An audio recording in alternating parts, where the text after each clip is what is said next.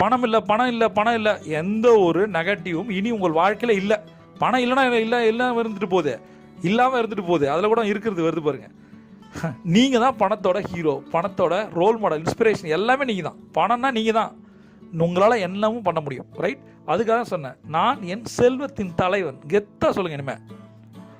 மூணாவது, என்னுடைய பண இலக்குகளை தைரியமாக வெல்கிறேன். தைரியம், அவ்வளோதான் சொல்கிறேன். எந்த லட்சுமி, தனலட்சுமி வரணும்னா கூட தைரியலட்சுமி இருக்கணும்.